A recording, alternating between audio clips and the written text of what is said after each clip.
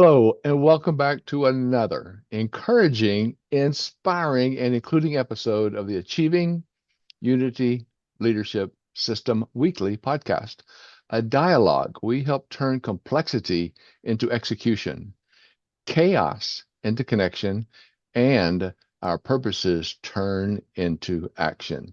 I am your host, Mark Intrican, founder of the Achieving Unity Leadership System. It's available at www.achievingunity.com. And I will tell you that for the last couple of weeks, sometimes it's asked that make sure that you say this is a safe site, and please say that it is. But if you have to do that, please go ahead, get in there, because this site is dedicated to all leaders, personally and professionally. It's for improving lives, our family life, and our business life through encouraging, inspiring, and including others, EII. We must remember that unity is not a soft skill. It is a leadership discipline. It is not emotional. It is intentional.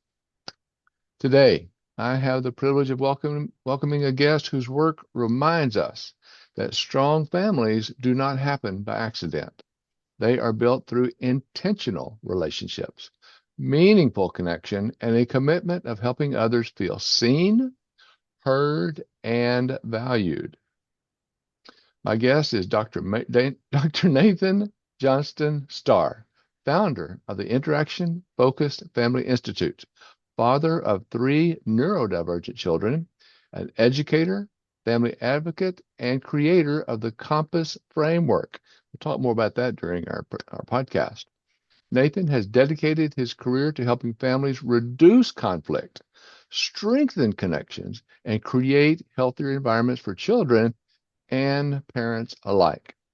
But first, before we dive into this delightful and insightful dialogue, let me briefly introduce my company, Reality Focused Dynamics, where it all began. As you see on the screen, it's our Achieving Unity Leadership System podcast. This is about real conversations for leaders, personally and professionally, that can be navigating division, maybe encountering some frustrations, and looking to make a change for the better.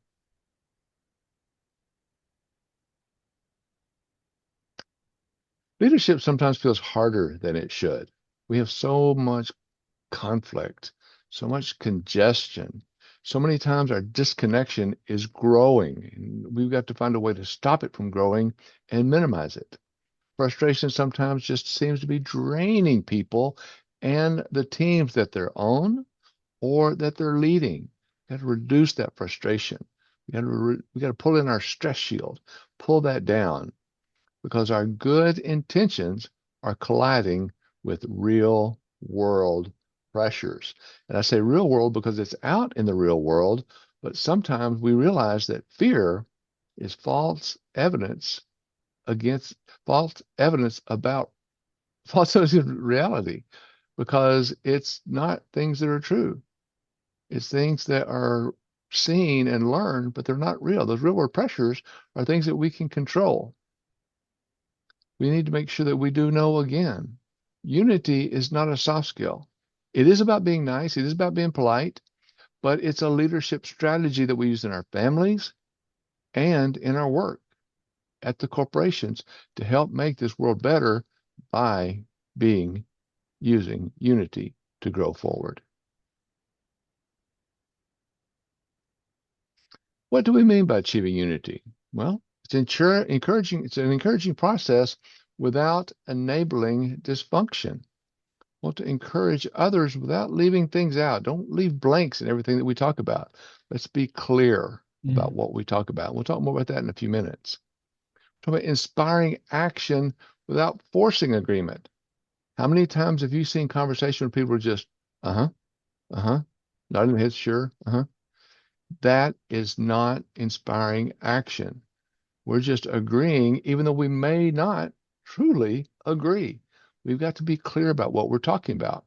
And we've got to include the voices, everyone in the room, everyone that's impacted, while maintaining accountability.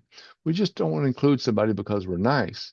We include them because they too have accountability. They too have responsibility, and it's about us working together as we are building better businesses, better lives, and a better world, one conversation at a time. Again, I am your host, Mark Intrican. I'm the founder of Reality Focused Dynamics and the Achieving Unity Leadership System. I work with leaders, teams, and families navigating conflict, navigating change, and navigating complexity. I want to help us all move forward with clarity, unity, and sustainable action. We're going to go over this in detail in a minute, but that's what focused is all about. We must be focused. And that's about facilitating on clear, unified, sustainable execution and delivery. And as you notice down there, 303 Focused is my phone number. You'll hear it a couple times during this podcast, 303-362-8733. Think about it. We must be focused going forward. So let's learn a little bit more. Focused, the F, that stands for facilitate, or the action of facilitating tough conversations that build trust. We need that trust. We need to ask about it. Do we understand what we're talking about? When we're facilitating or leading, we want to make sure those tough conversations are there. We want to facilitate on common ground, facilitate on shared purpose. And we must be clear, as I mentioned earlier, in our communication and our agreements. We must be clear that everyone understands and is not just nodding their head because they feel they should. We want to be unified, and that means we have action across differences. All of us are different in one way or another, even though we are all the same.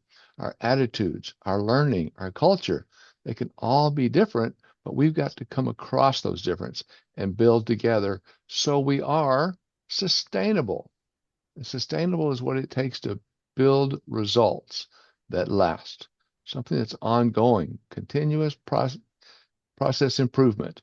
That's where we want to lead, because through that, and the E for execution, we have consistent, responsible action, that consistent, responsible execution of what we need to do to accomplish the goals we have in front of us, which provide the delivery, that inspired growth, and that lasting change that continues us on in improving who we are, and where we are going. So please contact us. Let me know that you heard this. Let me know if you have any questions, and let me know how we can take that next step forward. Excuse me. Let's promote clear, unified, sustainable action, and let's start now. Reach out to explore coaching, our courses, our workshops, and speaking engagements to promote unity, unified leaderships. Again, achievingunity.com. You can also reach me at markintrican.com. And please remember the phone number, 303 Focused, 303-362-8733, because achieving unity is the path to stronger relationships, inspired leadership, and lasting change. In today's world of uncertainty, unity is not a luxury. It is a necessity. And please look at the email address down there too, leadership@achievingunity.com. We would love to hear from you. Send us an email. Let's connect. We have upcoming podcasts in the next 2 weeks that will remain talking about June and Father's Day. Back in May, we had 4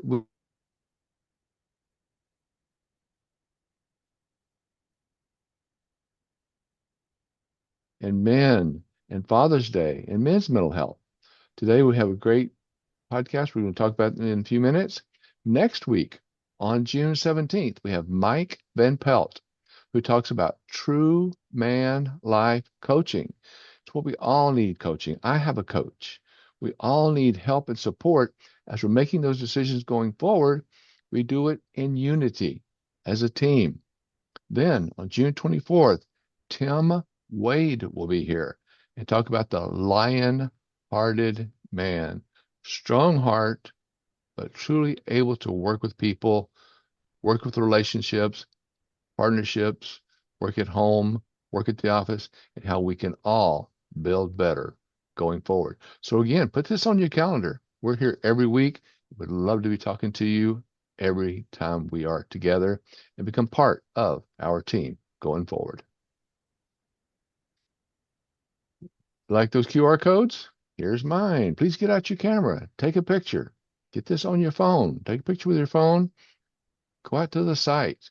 Let us know. As I mentioned earlier, there's one company somewhere that is saying, putting out that you have to okay that. They don't know if my site's good or not.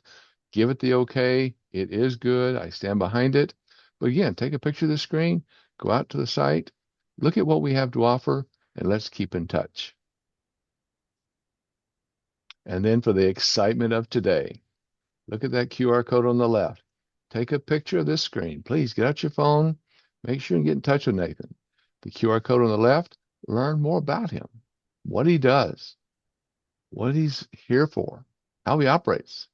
Then on the next, you can connect with Nathan. Use that QR code to get to his website, which you can see down there is www.interactionfocused.com. You can email him at nathan.ej.johnston@gmail.com. You can take a picture of the screen. Let's connect with Nathan and grow things forward. And now, let me introduce, because we are excited to welcome Nathan Johnston Starr, a Cherokee Nation Citizen Artist, a holistic doctor of education, and founder of the Interaction Focused Family Institute, who helps families and entrepreneurs strengthen identity, communication, and generational legacy. And we all have that legacy. We want to take that legacy forward. So through his work in family systems, AI-assisted frameworks, and creative education, Nathan supports individuals in building stronger family structures, stewarding generational wealth, and developing intentional systems that integrate art, technology, and learning. His approach empowers families to restore harmony, strengthen identity, and create meaningful legacy through storytelling, creativity, and purposeful connection across generations. Would you please help me welcome Nathan Johnston Starr? Thank you. Nathan, how are you? I'm so very good, very well. Thank you, Mark. It's exciting to see you, and I'm excited that you're here. You have such a wonderful background and so much knowledge and information to teach us all. But if you don't mind, as you introduce yourself, I'd like to maybe begin with something many people may not be familiar with, the term neurodivergent. Can you Oh, introduce yourself and briefly explain what that might mean to you, how being the father of 3 neurodivergent children has shaped your understanding of fatherhood, of sure. communication, and leadership? I'm sorry. I apologize. I'm fiddling around trying to get my light on there. Okay, there you go. Because I noticed that I was in shadow. So speaking I of can see you better. divergent, just as you're introducing me, it's like, where'd he go? Wait, you were here a few minutes ago. I know. I've been Uh, waiting the whole time. Nathan, it's Well, great to have you here. Yes, tell us, what is this neurodivergent? hmm. So think about the brain and how it develops. From the time that we're born, we basically were born with these, with a little bit of, it's a little smooth, the contours of the brain. But as we gain experiences, these connections are developed, and the pathways that the actions that are repeated are the actions that are strengthened. And Okay. babies just develop tons of connections. The brain growth in the first 3 years is just so amazing. But because this is a time of establishing the foundation for what will come next. After after 3 to 5 years, the brain goes through a different type of process, which is synaptic pruning, where Hmm. the connections that haven't been used so much, they dissolve because we're focusing on those connections that are most effective, most helpful for that individual. Now, Right. I think so I'm not an expert on neurodiversity, but I do have three children, and they're young adults. But watching them grow up and coming up in this time where we hear this word neurodiversity or we hear it neurodivergent, come to find out, what does that mean except for just a different way of processing information, a different way of doing things than we may have seen before. We're moving into a new time where, the time that we are in now is unlike any time anybody has ever seen before. And the old ways of doing things, expecting that people will follow a certain path, that isn't so. It's not so certain that that's the way to go anymore. We need a new kind of people. I call them the new birds, with new kinds of feathers that are able to meet the challenges of the 21st century. And so, whether you consider yourself to be neurodivergent or not, we are being flooded with so much intelligence right now. We call it artificial intelligence, but really this is just a reflection of our human intelligence that we're learning to harness in new ways for the good of others. And New so, ability to use the intelligence that we have today. We call it artificial a lot of times because so much of it is handled online, through networking, that digital process, but is still using the intelligence that we have created from today and in the past, right? yeah, that's right. And learning to see things in different ways, I think, is a hallmark of being able to benefit from our neurodiversity, from the diversity of uh, the unique cultural and spiritual identity of every child is different, and they may come from the same family, but they're here for a different purpose and a different reason. So I don't know if I've answered your question. You have, because it's very open, and the people that are listening to us today can always join in and ask a question, or even later they can come back and connect with us and ask those questions. So you've done a great job with that. But do you want to take a minute and just tell us a little bit about you, who you are, what you do? Sure. Now, but in part of doing that, I want to say thank you for inviting me here today. I'm honored to be here. I'm so grateful for your leadership. Thank I've you. actually, it was a couple of years ago. I don't know if you remember, but we met. I know it was at least 2 years ago, and we had a brief conversation, or maybe it was an hour long. But at any rate, it was very impactful for me, just Thank to you. see the work that you're doing, and then to watch your Thank you. introduction to this podcast, to see, as we prepare for Father's Day, how you're bringing men together here and fathers together who are really, have high expectations, high hopes, but who really believe in the possibility for unity and possibility for healing division in our world. So when Thank you, you. yeah, thank you. It's a pleasure. That's why I enjoy working with people like you, because Nathan, there is so much that we're working on. As we talked about AI earlier and artificial intelligence, and sometimes that's an antiquated intelligence, depending on what data that we're working with.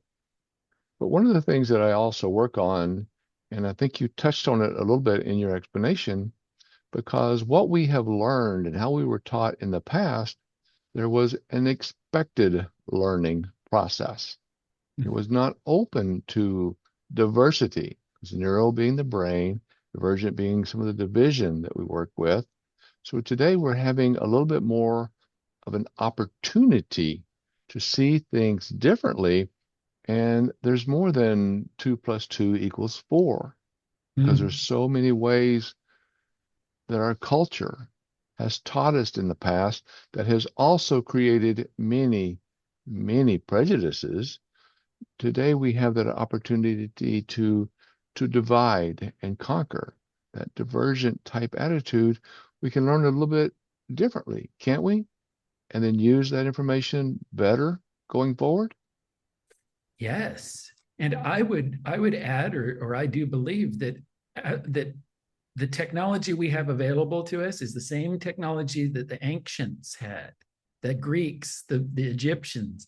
Well, think about one of the greatest question askers of all time. His birthday was just a couple of days ago, but Socrates. Ah, And so we have this method of questioning. We call it the Socratic method. And I have to say that if you work with the artificial intelligence, whatever your large language model of choice may be, you can learn to ask better questions by leaning on Socrates, because the large language models have all of the wisdom that has ever been published in their database, and that includes Socrates and the dialogues of Plato. So ask ChatGPT or Claude or one of these models to help you to think about whatever question that you're facing, whatever problem that you're facing in terms of Socratic questioning. Help me come up with some Socratic questions, because what that does is it instead of dividing and conquer, it really helps us to multiply and prosper. It helps us I to like that. include others in our way of thinking, so that it's really an inclusive approach. Like if we put in, this is the 3 steps to my system that I did not invent.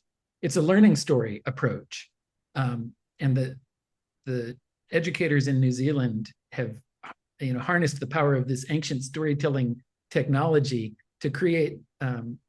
Well, first of all, they created the world's first ever bilingual, bicultural early childhood curriculum based on sociocultural learning theory instead of developmental learning theory. But second thing, they had to figure out a way to measure it. And that's what I want to talk with you about right now. Please. 3 steps to be able to recognize the noble verbs and virtues of your ancestors in your children right here in real time. The first step is you have to notice, what do you see with your eyes? What do you hear with your ears? What is actually happening? What do you see them doing? And If I'm looking at a painting, then you're looking at the same painting, we could be seeing different things, right? we could be. But what we want to do is we want to draw that larger circle and help weave our stories together. So what you see and what I see, forms a good, what I call a Gadugi story. Gaduga Duyukta is the Cherokee word for like working together for truth. Unity. The truth is not just one thing. There's a kernel of truth in everything. And so we need to help draw that out of each other to give breadth to the story. So the first step is we notice what we see in our children. And the second thing is we recognize what kind of learning might be occurring. Now, I was talking about how the educators in New Zealand came up with this approach to early childhood education that was based on sociocultural learning theory and not developmental learning theory. Well, you could also tell a learning story about developmental learning theory. It's whatever type of learning that you see. We know that children are going to learn in a predictable sequence. That's developmental learning theory. But the sociocultural piece is the learning disposition, the disposition towards learning, the internal characteristics that can't be captured in a checklist. They can only be captured in story form. So these are items like, I call it family pride. And I know you love a good acronym, so I'm going to share with you what pride stands for. And actually, you got to add an extra I for this kind of pride. Okay, this is not the 7 deadly sins, and it's not the LGBTQ. This is this interaction-focused pride. Stands for persistence, resilience, inclusiveness, integrity, dedication, and empathy. I like that. These are all qualities that we can observe in young people from very early age. Research has shown observations of children demonstrating empathy and caring for others, actions that are thinking of others before self as early as 2 years old. And I'm sure they're probably thinking about it before that. They just don't have the motor skills to be able to act on it. But so this is the second part of the learning story, is being able to either, you could say, oh, they put a puzzle pieced together, or they did a math problem. That's something that you could talk about in recognizing what the learning is. That's true. But what I'm interested in is not so much what a child does or what any one of us does, but it's more about who we are as learners. When we recognize how awesome the person in front of us is, that creates a feedback loop that is so positive that person is going to want to keep on coming back and having more interactions with you, which then leads to the third step, which is we respond. We ask. I could ask you, you could ask me, we could ask our young people, what do you think? Since I saw you do these things, and since I'm imagining that you had this, that it demonstrated this quality, whatever it was. It doesn't have to be the pride quality, it could be something from your family that you saw in your grandmother that is now being reflected in your child's behavior. But I saw you do these things. I saw you do this, and I think you're learning about this. The third step is that we respond and we engage with each other about being as how all that is. Like, what do you think you might be ready to learn about next? And that is a relationship building question. So those are the three steps to the learning story. And we can make a larger story by inviting extended family or business colleagues, others to comment, to say, did you see what's happening here? Did everyone watching this podcast here today, do you see what's going on here right now? Do you see how Mark introduced his business? Do you see, what I'm talking about? This crazy guy with the beard talking, like, what do you see? What kind of learning do you think is going on? And what do you think, I might be ready to learn about next? What are you ready to learn about next? How can we work together to make this world, a more unified system, despite all of our diversity, or because of all of our diversity? How can we build and be better, stronger together? Nathan, I love all the things you're saying, because we could, too many times this podcast goes over 60 minutes anyway. So I want to make sure we try to keep it down. But what you're talking about is so clear, because you mentioned earlier, you just said the word the puzzle. And the sooner a child has a puzzle, the sooner the child can learn how to put the puzzle together. Sometimes children do not see their first puzzle till they're in kindergarten or maybe first or second grade of school.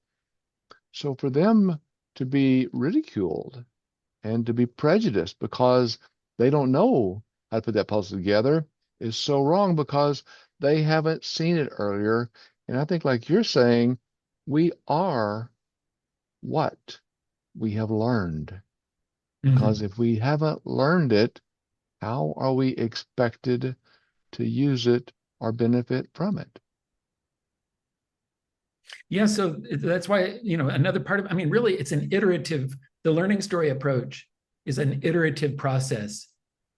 It's a formative assessment process where we actually have to, it's not just enough to ask, what do you think you might be ready to learn about next? The answer that we receive is going to give us information about the next thing that we can provide to each other or to the young people. So we're going to need some materials. If we ask ourselves, or if we ask the extended family, what materials does this child have in their environment, and they don't have a puzzle? Well, we need to add that in. And here's the reason, because, building with puzzles is an essential pre-literacy skill. It's a literacy skill is what it is. It's understanding ground and foreground relationship, which is the same skill that we use when we can decipher the print on a page. So without that technology, without experience, puzzling something out, they're not even going to be able to participate in the world of the future, where their voice and the meaning that they make are able to be inserted into the conversation, because they don't have they won't have the skills. So it's essential. They won't have this. They haven't seen it before. Well, tell me, and with your founding of the Interaction Focused Family Institute and the building of Compass, that's like a life mission. Does that come in to this process? And what is Compass? Oh, absolutely. So what the Compass stands for is it's the child-oriented measure of parental alignment and sustainable security. So we need to work together here. And too often sadly, what happens is in these times where people are wondering what is real, we get a little distracted and we start, well, we lose faith in ourselves and each other's. And Do we doubt a little bit? You say we lose faith. Do we have a little bit of doubt? Is that kind of what you're well, meaning? yeah, well, I mean, this is the thing. I think that the world might teach us this, and maybe the world doesn't mean to do it on purpose, but it's the message that we received is that you've got to just try and fit in. You got to try and fit in, and also don't get your hopes up too high. And who do you think you are anyway? You're really not that great. You should just go with the program, do what everybody else is doing, and you'll be just fine. And this is the biggest lie I've ever heard, because anybody who has ever gone on with the program is built on decision. The program is built on the will and the heart of heroes, and we can listen. This is what I talk about when I talk about updating the family operating system. Okay. We need I to like that. readjust our thinking around all of this, because in these times, I mean, we had the Me Too, and we had the who knows what, we had all kinds of movements in the past that, it seems like we don't have a hero anywhere. Now, this is the absolute, wrong approach because we cannot, I mean, I'm not saying that we haven't had suffering and, one of the things is, let's just talk about, I just have to bring in Jesus because I think Jesus is one of our great teachers. Now, Great leader. my understanding is, that he was murdered. He was hung on a cross, and it's a terrible thing that happened to him. But listen, that's not what we want to focus on. What we want to focus on is what was the message of his life. And so instead of like you could say, oh, that's it. Oh, Jesus, he got hung up on a cross. He's no good. Or you could say, I mean, oh, he was up there with the criminals. I mean, this is all character assassination. I know, but maybe people don't think about it this way. But what we do with each other, anytime anybody falls and fails, everybody's got this idea like, oh, see, I knew it. It's like a self-fulfilling prophecy. There's really just nobody's any good anymore. But even any of these people that we've seen in recent years who have fallen short of our expectations, let's say, Martin Luther King, they talk about how he had some extramarital affairs or something. It does not discredit the whole operation. We have And to how really many focus. times, sorry to interrupt you here, but that's one of the things that I focus on also. People are Mhm. always looking for something wrong. They grasp on a negative instead of building, like you're saying, Nathan, on the benefits of the good that they brought forward, but they quickly jump on a negative. They walk into a room, they find something wrong instead of, and I'm sorry to interrupt you with this, but I think we're on the same path. Instead of looking, as you're saying, what Dr. Martin Yeah. Luther King Jr. did for us Yeah. is So so awesome, even though with the mistakes for both of them. But I'm sorry, go ahead. But that no, is so that's true what okay. you're I'm saying.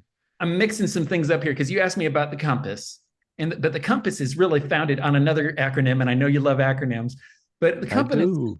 the compass is the engine of the compass. The energy of the compass is Godspeed. Okay, and what Godspeed is, it's just recognizing that we don't have any of us any time for a single negative thought, because what this does is Wow. we put that into our nervous system, and really it's just the fruition of past negative thoughts. It'll slow us down from being able to realize our potential and to be aligned in our parental mission, because we start thinking about the other parent saying like, oh, they're not doing it right, oh they're not pleasing me, or I would do it a different way, and we've got all these judgments about the other parent. Leads to divorce. This is why the learning story approach, I'm not guaranteeing you won't get a divorce if you use the learning stories, but yeah, actually, if you use them the right way, I think it's true. Because here's the right way to use a learning story. We got those 3 points, right? Notice, recognize, and respond. But what are you going to notice? Here's what I say. Gather, this is the Godspeed acronym. Gather only data in sync with the purpose of every excellent deed. That's Godspeed. We're focusing, Beautiful. yeah, we're focusing on the noble heart, the human being in front of us, the best in, if your child's mother, if it's your child's father, if it's whoever, they might have got on your nerves sometime.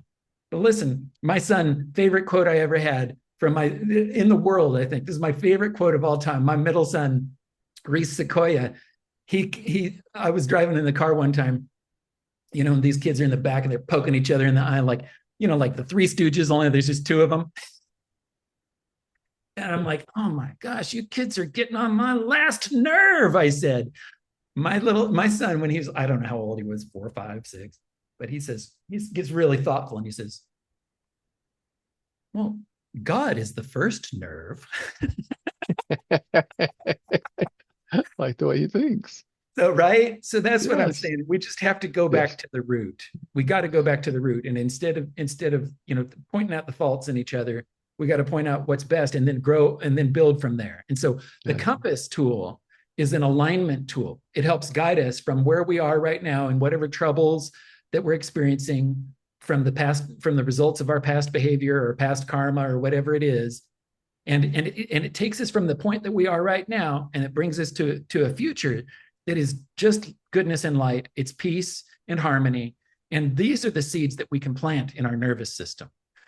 I just want to say, I know I'm going off, but I got one more thing to say. You know how the scientists say that when you look into the sky, that, if you see a supernova out there, that we're actually seeing something that happened 1 million years ago because of how long it takes for the light to travel. Well, listen, that's the same way that we are. Each of us are like supernovas.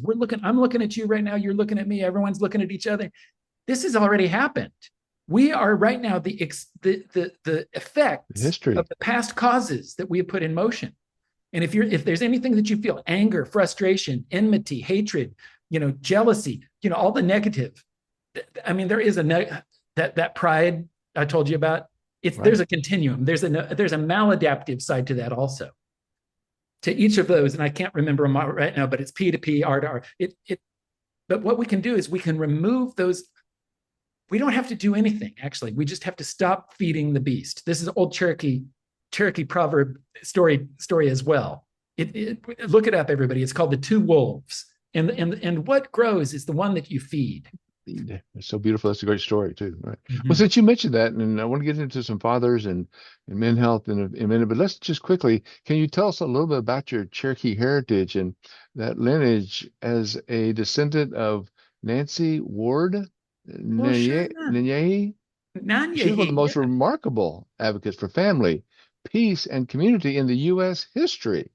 And that ancestry seemed to carry a thread that runs directly through the heart of everything that I think, Nathan, that you do. I'm so grateful that you must have researched that. How did you even know that to ask that question? That's lovely. Thank you, Mark, so much. Well, look over my shoulder right now. Whoop, that shoulder, that one right there. That's actually a painting that my cousin Dina, now I can't remember Dina's last name, but she's a Cherokee artist here in Tahlequah, Oklahoma. Okay. She made that painting. And I came walking down the street when I first came out to Oklahoma, and right out on the street, I saw this. I was like, "What is that?" And it says Nanyahi, Egao, beloved woman. Nanyahi. So yeah, that's it. That's it. You can. I can't. Okay. Yeah. So she made that left shoulder, right? And the story about Nancy Ward, that's her English name. Nanyahi is her Cherokee name. She had many names, just like I've got a lot of names. but this is Nanyahi is a kind of a big deal name to give to a little kid. When the story goes that when the tribe found out she was going to name, that her mom named her that, they said, like, you really want to lay that on that kid, because it means one who walks with the spirits. And she really was a powerful soul who, story goes in, during the time when the tribes, the Creek and the Cherokee, were still fighting with each other.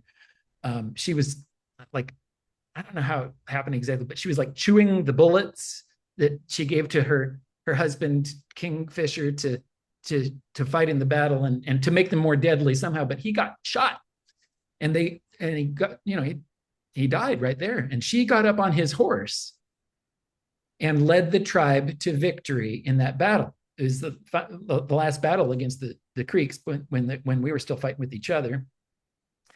And so as a result, they were so impressed with her that they put her on the war council and made her a beloved woman, or a gigao. It's a honorary, position in the tribe. And she So she sat on that council, and she was given the power to grant pardons, and she did quite often. And this was much to the chagrin of many people, because now what have we done? We put up this. She's basically, well, listen, the Cherokee people are a matrilineal societies, and basically that means that the women are in charge for good reason. It's not like it's out of balance or anything. It's not like they're power over, but it's really a balance of power when we have the women in charge. But yeah, so anyways, not only did they put her in charge, but they put her on the war council, and she granted quite a few pardons, and she helped the Americans in so many ways. And she was a controversial character in her time. Not everybody really agreed with what she did, but what she did, what her goal was to, and you can look her up on Wikipedia, Nancy Ward. Her goal was to work for the rest of her life. She worked for peace between the tribes and between all people. So, and in the play by my cousin, which is actually not a play, it's a musical. Becky Hobbs is another one of my cousins. Yes. Becky Hobbs is a Oklahoma Hall of Fame, Rock and Roll Hall of Fame. She had the first girl band, rock and roll band in Oklahoma, but she's also in Nashville, Tennessee, has written 2,000 songs, and she wrote a musical play on the life of our great grandmother. And I'm getting lost here.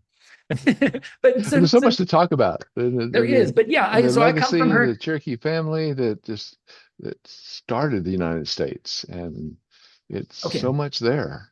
Okay, I do want to say one more thing. So what it is that her heartbeat, some people say like, oh, how much Cherokee are you? Are you this percent or that percent? And really, this is a colonial construct. In my opinion, it's a racist construct that was developed, through the interaction with the English law system. It's all about dividing and conquering the people still. But really, I'm 100% Cherokee. Whatever the blood quantum that I may have, and Cherokee we don't determine citizenship by blood quantum anyway. It depends on your family line. Who's in, are you related to the people in the tribe? If you're related to us, then you're one of us, is the way the Cherokee think about it. Not all tribes think about it that way, but the way I think about it really is that being 100% is that she had a spark. She had a spark in her heart that has been passed on from generation to generation to generation, and it's undiminished. And it's this powerful movement towards peace between all people. So that's my relationship. And the Starr name comes from further descendants of hers, Ezekiel Starr and Caleb Starr, and the signers of the Treaty of New Echota. And one more thing about James Starr, he was my great grandpa's, brother, signed that treaty with the United States, knowing full well that he was signing his death warrant, because, it was against the blood law. You can't sign on behalf of all Cherokee people if it doesn't belong to you. And it did not belong to him, but he felt like, I'm going to sign this treaty anyways, because he felt like it was the best deal that we were going to get. So there's another example. Here's a person who did the wrong thing, right? He broke the law. He broke the Cherokee law.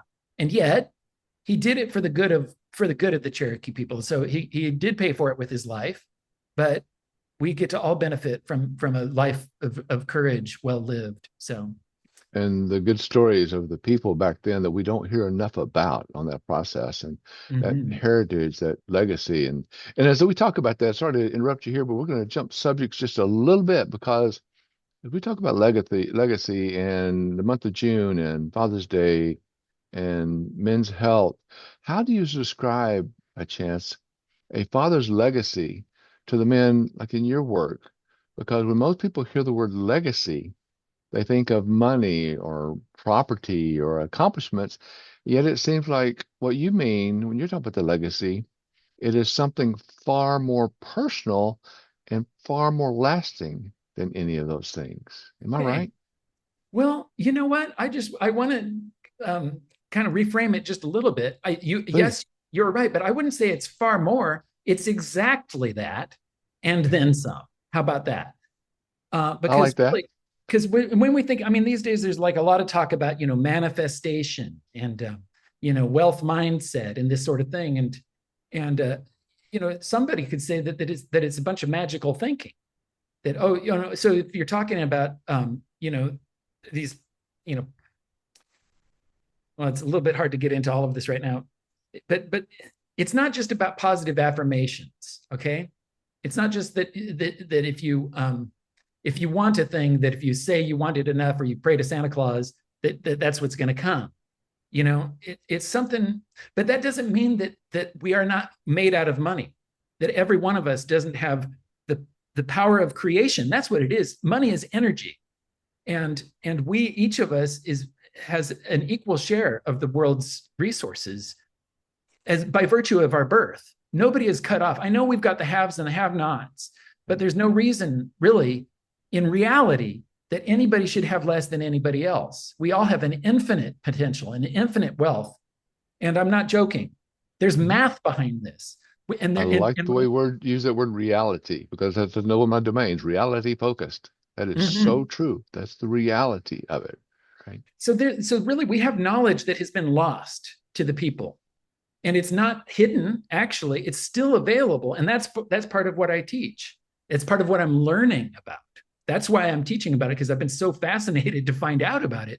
I got myself into some trouble not too long ago, $250,000 in debt. Yeah, on my good looks and my good credit, mostly my good credit. But you know what it was about? It was about my family, and I would do it again. I got mixed up in the family court system, and we've talked about this. I think when we talked about it 2 years ago, this is one of the things that was so encouraging about talking to you, is that you actually, if you remember, when I told you about that $250,000 debt, you pointed out to me, maybe people don't go into debt, but it's not unusual for people to spend that much in our court system to protect their family. The way that the system is designed is to extract the value of the people. And, who's going to do that? Who's going to double down and keep on doubling down based on, love and logic? Oh, that's what I did. Now, listen, I wouldn't recommend this to everyone, but I will say it's improving. I hope everyone listens to this. It is improving. We're doing so much more today in changing simple terms. And we talked about this back 2 years ago, as how we change that term or divide or eliminate that term, visitation, and into parenting time. No parent is a visitor or grandparent in their own child's life. That's parenting time. And that's the process. But how did that happen, Mark? How did that change happen? Us. We, the people, made that change. The system is not going to change. The people have to make the change. We have to make the change in our language. We have to make the change in our hearts. We have to make the decision that we are aligned with the universal source, and that we're not beholden to any government or king or any of this stuff. This is all man-made systems. And so what I teach is a system that is, I guess you could say it's another kind of man-made system, but it's the system of self-reliance. It's a system that is independent of government, independent of institutions of education, medicine, law, banking. It's totally available to any one of us. And I discovered it through great personal tragedy and figuring out even knowing about Nanyahi. I didn't even really know about her until these bad, horrible, no good things happened to me. Because I was asking the question back to Socrates: how can they do this? What is their authority? When we talk about authority, sorry to interrupt you here. When we talk about authority, we're talking about someone's expectations, and the expectations of yesterday. Too much of the things that you're saying that I joke about that were man-made were made wrong because they were made with prejudice. And that's one of the things that we are building so much for today, is that we are all very different, but we are all the same. But if you don't mind, I'd like to take this to the man, the father, the men's health, men's wellness. Have you found that the single most important thing that a father can give a child is not provisions, it's not discipline, and it's not even time, as much as that secure identity, that deep inner knowing for the child, knowing that says they are wanted, that they do belong, and that they are capable. And when a parent brings that foundation, everything else in the child's life builds on it, right? That's amazing that you said that. I just really think so. It's the most, listen, as a father, we don't grow the babies inside of our bodies. and what pretty much once they're conceived, it's out of our hands. Like we might not Well, I ever don't, see them again. we We might not ever emotional see them again. But the heart. thing is, if our child, if our offspring know, if we just keep them up, it's a spiritual relationship. Sometimes, like for me right now, I'm not really. I mean, I do communicate with my children every day, but I don't know how they are. I'm not aware of their daily life, and that has been challenging for me for a number of years. Like, I maybe it's the feminine side of me. I feel like I want to be able to protect them. I'm not able to protect them. I went through that whole situation all the way to the appellate court in California, and they never did tell me what I did or didn't do that would meet the criteria in the family code for what they did. And I ran out of money before I could go any further. So I had to really go in and think about it in a different way. Like, what is it that I can do? What is it that they can never take away from me and And never that's take that away from time. my children? And that is what you're talking about. That is the spiritual Exactly. component. It's They are it's just an capable. unwavering faith in your child and their ability and who they are.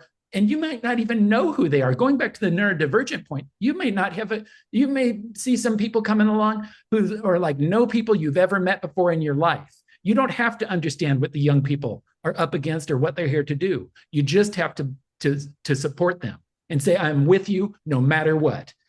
Well, see, So we could be on this. I'm sure we could be on this call for 8 hours because there's several points that you talked about there that we are what we learn. And so if we're not learning outside of that box, we're not going to be able to get out of the box because this is what other people expect of us. You fill out an application. What's your race? Well, number mm, one, I'm not in a race. I'm in the human race. There's articles on my website that talk about this. It's a human race, yeah. is all it is. Those are someone defined red, yellow, black, brown, white. Mhm. That's what somebody in the government defined. So Mhm. I'd like to just put other for all the times. I'm other. I don't know based on what your definition. I mean, let me in on the meetings and things. They're talking about human race because it's not about how dark my skin is or how light my skin is. I'm sorry, you get me started here. There's four blood types: A, B, and O. Yes, there's positive, negative each one of them, but I don't care where you're from around this world. You have one of four blood types. Right. That's it. That's dark your skin is, how light your skin is. What we are is what we make of ourselves, and that goes for mothers and fathers and our ability to teach the child more than what we learned as we were growing up, right? Right. I really want to make a point here. We have to stand for what we do not understand. When I was an educator, I worked for the San Diego County Office of Education, and I was teaching a course to some early childhood educators about harmonizing cultural diversity. And one of the things that comes up sometimes, and listen, I want to say this as a Christian person, as a Jesus loving person, to all the Christian and Jesus loving fathers out there. Think about this, okay? Because, oh, and to everyone too. Jesus is not just for the Christians. Everyone has their own relationship. It's okay. What happened was I was given this class on cultural diversity, and somebody said, "Oh, well, what about these kids in the dress up room? Like these boys, and they might dress up wearing dresses or something like that." We have some fathers come in sometimes and say, "What are you doing?" Well, we could say, that's developmentally appropriate for children to put on different roles. That's part of their identity formation process. And that's the standard answer for early childhood educators. That's what we tell the parents. But I wanted to go one step further, and I did get a little bit in trouble for this, which is hilarious because this is the exact same thing that I felt like I had my credential. This is my youngest is trans identified person, and listen, that's the last thing in the world I am is transphobic. I love my kid no matter what. But here's what I want to say: I want to encourage everyone else to love their kid no matter what. So you got a dad that comes in and says, "Oh, my boy's dressing up in the dress. Is that going to make him gay?" And then, of course, the answer could be, "Oh, no, don't worry. It's not going to make him gay. This is developmentally appropriate for a child his age. And, he's just trying on different roles." I think that's like you mentioned, this is a weak answer. This is not tackling the tough question at the beginning of the focused conversation. Because really the question for me is, so what if, I mean, listen, I'm not saying that anybody, I don't even know what gay is, everyone's got their own idea about what that is and where it comes from. But what if, who can, like, what is the point? What if your kid was gay? Is that going to make you love them any less? Little, you have to get down and you have to know as a father, if that's something that's going to stand in the way of you loving your child, then this is one of those weeds that you got in your nervous system. You got to get it plucked out because it's not helping your family line. It's not helping That's to exactly move your right. legacy forward. It's going to be a block. And it's going to be something that if you don't work it out in this generation, the next generation is going to have to work it out. And it's through the pain of separation from their father. Your children need to know that they are loved regardless of what, and all this identity stuff is made up anyways. I'm not saying, and it changes. So if you're going to get down on somebody because of some label that they have for themselves or that you have for them, you're And that label that probably grasping at started shadows. at you, but that label that probably someone else created. But go ahead. That label that's out there, that's one of the problems we have is labels. But yeah, I mean, even just the whole LGBTQIA plus thing, like we added all these labels in the last 100 years. Before that, we didn't have these words. There was no need for all the labels. People were, I mean, it's still the truth. It's still the truth. People are people. They've always been people. And whatever name that I think sometimes we feel like we have to take on a label so that we can represent the people who've been oppressed. And if we don't speak, then we're invisible, and silence is consent and all that good stuff or bad stuff, or I don't know. as I've got another article, I'm sorry to keep bringing these things up, but I put the E back in human. E for humane, not just human, but humane. Put the E in there. We were just humane. We could all be better humans, right? Yeah, well, again, it comes down to observing. We just have to be present with people. We don't always have to like say that we know what it is because we actually don't know what it is. The Is it meaning a judgment? should emerge through our real relationships with each other. It speaks for itself. It should smell like love instead of smelling like It something. should be love. Yeah, that's right. It should be love. So, anyways, we're bringing this powerful conversation to a close. I'm sorry we go so fast. There's so much to talk about, but we don't have a couple of minutes left. Would you please, Nathan, share maybe the one first step that would invite any father or any person who loves a father to take this week toward a stronger connection, a more intentional family, or simply a more honest conversation going forward? Can you mention something about that? Sure. Okay, so we talked a little bit, or I made mention of affirmations. I've been learning about this. What is an affirmation? But we're using language. I know learning stories are language. But what we really need to do is to get beyond language and get beyond our discursive intellectual thinking about things. We're not going to figure this out. But there is a solution. Where there's a problem, there's a solution. And we have the answer within us. It's not a formulation. I'm not going to give you a prescription, say, do this, that, or the other thing, and everything will work out fine. Oh, no, I really am. I change that. I'm going to tell you, I'm going to give you a prescription. But it's not what you would think. I'm not going to tell you the words to say, but it is magic. This is real magic. What I want you to do, the one step that you could take is to go into your heart. First of all, make it as dark as possible. This is before you go to bed. Make yourself a little bedtime routine. Block out all the artificial light. Don't check your phone or anything like that. Give yourself some time before you go to bed. Once the sun goes down, start preparing yourself for peace. Okay?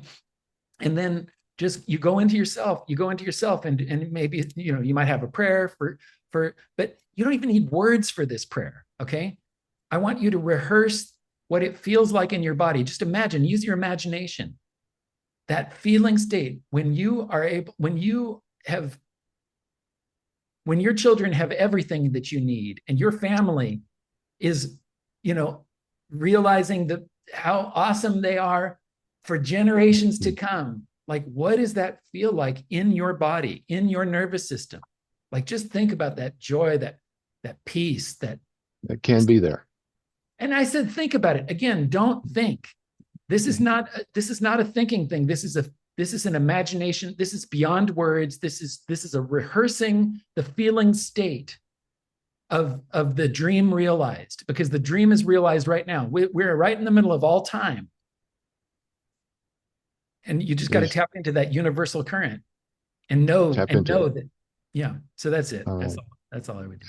Nathan, thank you so much. I appreciate it. Sorry, we're running out of time here. We could, like I said, we could talk for so long and bring up some many more great subjects, but thank you for spending this time with us and for sharing your wisdom, your experience, your heart for families. Doesn't today's conversation remind us that leadership often begins long before the workplace? It begins at home through our relationships, our communication, and the examples that we set for those that we love and for those that love us. I especially appreciate your commitment to helping families, building that trust, creating security, focusing on what matters most. Your work reminds us that the legacy we leave is not measured by what we own, but by the love and the lives that we influence and the relationships that we strengthen. Thank you so much for helping us better understand how unity begins with connection, understanding, and intentional action. So, sorry, but as we close today's conversation, one thing becomes clear. It remains clear. Real change happens when people come together with purpose and when vision meets action. As Nathan shared so much today, if you want to learn more, connect with him on his website, on LinkedIn, on Instagram, and Facebook. I hope you took a picture of the slide earlier in the podcast with Nathan's QR code. If not, this full podcast will be available on YouTube @ Mark Intrican before the close of business on Friday. So it will be ready for you on Saturday morning when you pour that first cup of coffee or whatever beverage that you're drinking. Saturday morning, listen to us again. Come back, give us feedback. Because as achieving unity continues to resonate with you, follow that feeling. Reach out and connect with us. Contact me at achievingunity.com, markintrican.com, realityfocus.com, or call me 303-362-8733, which is 303 focused on your phone keypad. Thank you all again. Thank you, Nathan, for your message, for helping us understand that courage to ask for help is often the first step toward lasting change, personally and professionally. So, Nathan, as I mentioned, do you have one quick comment that you want to leave us with, one statement, one quote before we go? Well, I did make a little note earlier, and it was the acronym that you mentioned about fear. As I have heard it, that means it's about false evidence appearing real. So you can't just believe everything that you feel, actually. You have to make a decision to feel a different way and imagine what that feels like. Very good. Thank you. That's why I call it too. It's my trademark, false evidence about reality. Is I work with it so much because the greatest gift a parent can give is their presence, not their perfection, because the relationships that we build today can quickly become the foundation for future generations. Nathan, thank you again so much. But until next time, this is Mark Intrican with the Achieving Unity Leadership System, reminding us that life is truly what we make it. Let us help everyone around us feel seen, heard, and supported in everyday moments that truly matter. Make life awesome together in unity. Hope to see you all again next week with our next step in remembering unity is not a soft skill. Unity is a leadership discipline. Let's put it together and put it into action. Till next week, appreciate you all. Cheers. Thanks so much. Thank you.